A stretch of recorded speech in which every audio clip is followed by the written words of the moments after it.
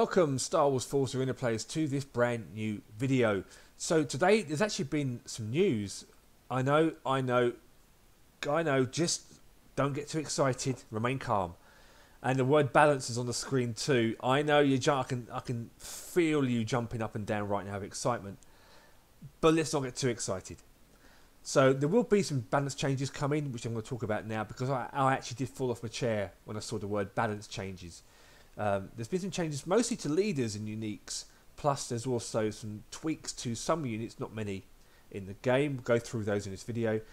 And also, starting tomorrow when the update goes live, there will be the second part of a Darkness Rises mission, where you can now unlock R2-D2 or the Praetorian Guards at the end of the quest chain, depends on what you picked the first time around, if you were lucky enough to do so. So let's jump in. So bearing in mind all these changes impact cards that are level 1. So if you're level 6, it will be reduced slightly, but not as it is there, obviously, because it says they're like 40 to 46. But so let's have a look at Rey's Mind Trick. Is one of the most powerful skills in the game. It changes the tides of the battle towards her side by converting organic enemies. But sometimes that gave a very negative experience to dark side users, and that's to watch the allies becoming their enemies helplessly in decision to increase the cooldown of a skill ability has been applied. So what that basically means now is that they've increased her cooldown from 40 to 46 seconds, an extra 6 seconds grace period now you have in the game. I don't know about you guys, how you feel about that. For me, it's about skill and how you deploy things, and always good Rey players will always convert something of value, and that's what I've talked about in previous videos. But the average Rey player will just convert half-dead units and won't even wait to use that ability and just use it on anything, which is a waste. And obviously it has an impact on the game, and it can make a big difference, which is one thing. If I'm playing against Rey, I'd always throw down cheap units first for her to convert, keep my eye on the battle, has she used her mind trick, then I'll put down my main stuff because she can't convert it. So an extra 6 seconds on that is going to be interesting to see how that pans out in 1 versus 1 and even 2v2, which is important because bearing in mind level 1 cards are what leaders are in 2v2, so that could be a big change in 2 versus 2. Luke, Achu, bless you Luke. Let's put it there. So legendary master Luke's already had wow, he's already had a buff and a nerf going on here. Legendary Jedi Master Luke Skywalker has shown a great power that suits his reputation well in the battlefield, unless of course you're Rian Johnson. He is able to let his allies attack safely by summoning a projection of himself that taunts nearby enemies while being able to call more allies to the battlefield, blah blah blah blah blah. It has been decided, in the sake of fairness, to partially weaken his projection skill and focus mind special ability. So obviously when he does his projection, Luke can then regenerate energy a little bit faster, therefore deploy more units in the battlefield. And you've probably seen the decks out there already where they just literally just swarm you with organic units, and unless you're a smart player and then you counter Luke on the other side, they'll just take down, and they will take down a turret because Luke uses medics, and then that's game over basically in some cases. So the balance adjustment says here, focus mind energy recharge rate decreased from 22% to 15%, which is a big deal, and his projection cooldown has been increased from 8 to 12 seconds. Not much of a difference, but in the space of a game that could be a difference between 3 or 4 more projections. But the energy regeneration would be interesting to see how that pans out. That could potentially be an extra 1 or 2 units while the projection is active, potentially, he says. Moving on to Obi Wan. Obi Wan is a leader who uses a very defensive tactic. He protects his allies, his skill to taunt, blah blah blah blah. For this, the taunt effect of his skill to include tech units has been added, so now Obi Wan can now taunt tech units. He couldn't do it before, but he can now taunt tech, much like Luke's taunt can taunt tech units. And so this makes him extra defensive. So that's going to be an interesting change, to be fair. His lightsaber defense hit points limit changed from 35 to 40%, and a taunt can now target tech units. Bearing in mind there's a lot of tech units in the battlefield, so that's going to be interesting. But then also the downside of that is you'll die quicker because more stuff will attack you. So we'll see how that works in the game. Interesting change, especially in 2v2, I think, because if you're playing same faction in 2v2, so if someone drops down the ATRTs, Obi Wan can now taunt those too. That's going to be interesting. Kananan has a great skill in reflecting blasters off these excellent lightsaber skills, but because of the speed of his reflection was too fast, he showed too much efficiency on situations where enemy blasters would rain on him from directions. It's been decided that his reflect blast ability has been weakened to prevent him from being invincible. So yeah, basically he was a bit of a Mickey take, and I did an Ezra video a while back where you'd use him to attack a turret with, and much like how Luke's projection works, the turret would focus on him and you just go melt the turret because he's just deflecting everything. Like, look at me, look at me, look at me, look at me, Master Jedi. Crazy. So they've added 0.2 seconds cooldown to his blaster reflex. His health has been increased as well by just over 100. 1156 1270. It's interesting. See how that works. So it's going to be stronger but a little bit slower. Let's move on to the dark side. The dark side, Kylo Ren. Let's have a look at this. So Kylo Ren, until now, Kylo Ren's freeze was only applied to organic enemies. Its performance, however, was a little bit inadequate compared to Supreme Leader Snoke, who can immobilize enemies, including tech units, with the 2 taps on the screen. It's been decided to improve his skill to consider fairness amongst each leader to raise the prestige of Kylo Ren as the new Supreme Leader. From now on, his mercilessness would not discriminate whether it's tech or organic. So now that's another interesting change in the game. Tech units now will be frozen by his special ability. Wow. AT-RTs, tanks, 2v2 if you're playing at spider droids, for example. And bearing in mind, that plays a big impact on 2 versus 2 as well. Because 2v2 is a nightmare right now. So let's have a look at that there. That's interesting. His focus rage has had a slight change too. Kylo Ren's Focused Rage unique card shows exceptional efficiency. When this card is used, it makes him able to fight against a lot of enemies, since it changes the normal attack to deal area of effect damage and further reduce damage received. Even the powerful attack of the enemy turret couldn't stop his rage. Nope. It has been observed that the excessive strength of this unique card harms the strategic aspect of the game. Thus, it has been decided to decrease the decreased damage, that's a tongue twister, and its rage duration. From now on, Kylo Ren should rely on his abilities than using focused rage excessively.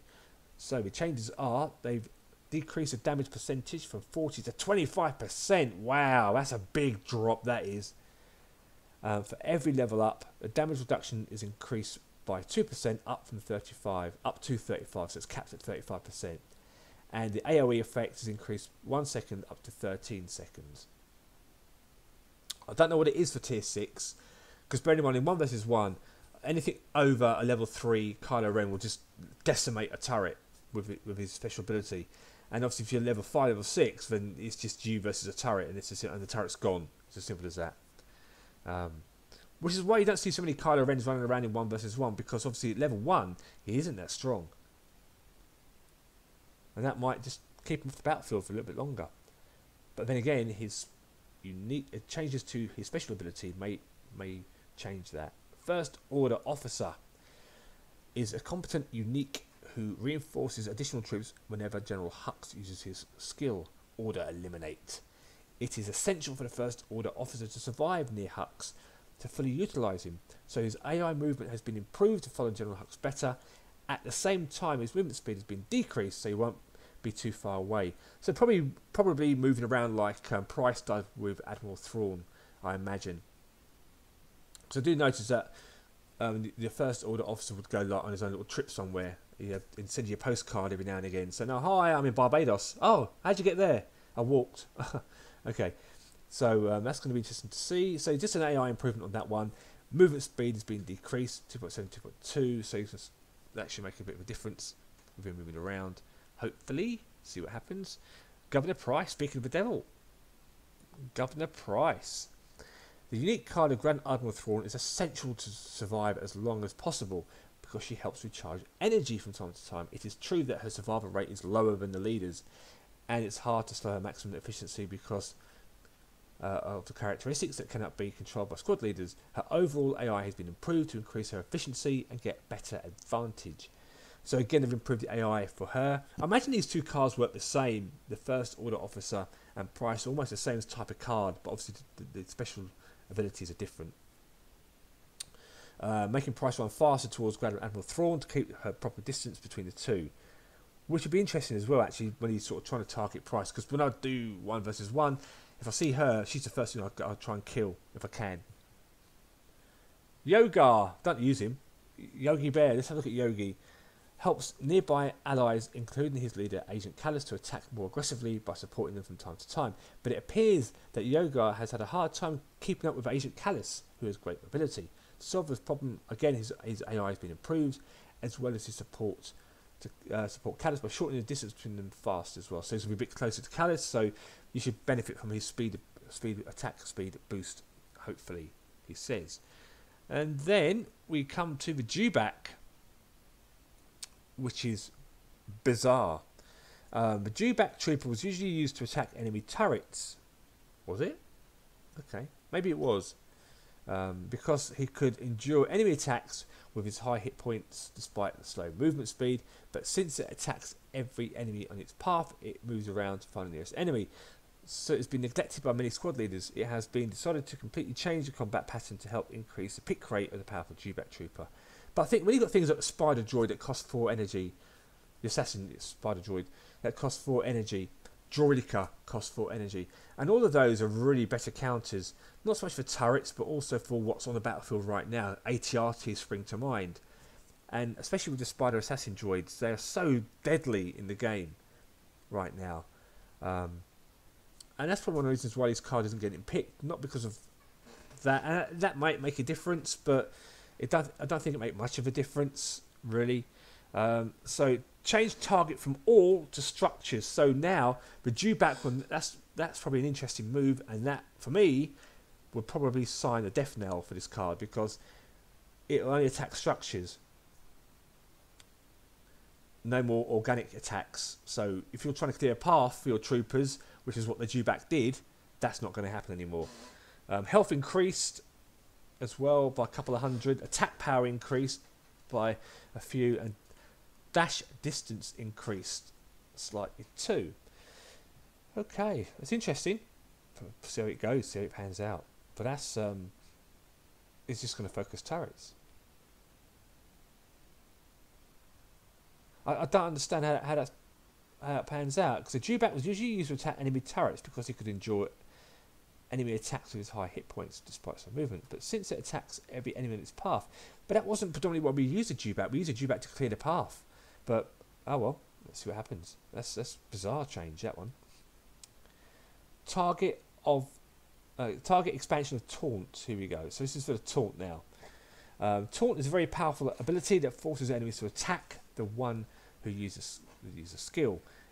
It also it was only way for low hit point allies to attack safely, but it has been evaluated to be useless for current battlefield with tons of tech units since it only applied to organic units. Now taunt apply. Okay, so taunt generally, K2SO's taunt, Chewbacca's taunt, Fifth Brother's taunt will now taunt tech units. Again, that doesn't impact 1 versus 1 so much. It does for obviously if you're light side. But if you're playing 2v2, that's a big deal because obviously a lot of tech units and a lot of mix cross-faction stuff going on there too. So that's an interesting change. Common improvements and changes. This is the final part. Fixed an issue where Obi Wan Kenobi occasionally couldn't select an attack target after he used his skill. Hello there. I have that same problem with Phasma using her special ability. I can press the button 100 times and it still won't attack what I'm shooting at, basically, which is bizarre. Fixed an issue where the taunt effect does not apply to BB-8 while hacking tech units. That's interesting. I thought there was a bug there somewhere. Fix an issue where the animation of General Grievous, poor Grievous, he's had so many fixes and tweaks recently, who is appeared to be an AI enemy in training, was displayed abnormally. Oh well, it's no big deal. Fixed an issue where the cooldown of the probe killer swarm summoned by the Separatist assassin droid was displayed as 0 seconds on the card info screen. That's just UI change. And that is it. They are your changes. Feel free to pause the video and go over it. I'll put a link below to the patch notes in the description of the video. But thanks again for watching, and it will be interesting to see what the changes will bring to the game. Let me know in the comments below what you guys think. Will it be good for 2v2? Will it improve 2v2 perhaps? It might improve the balance in 2v2 because there isn't any right now. But no real changes to the actual core problems of 2v2, which is the middle turret rush.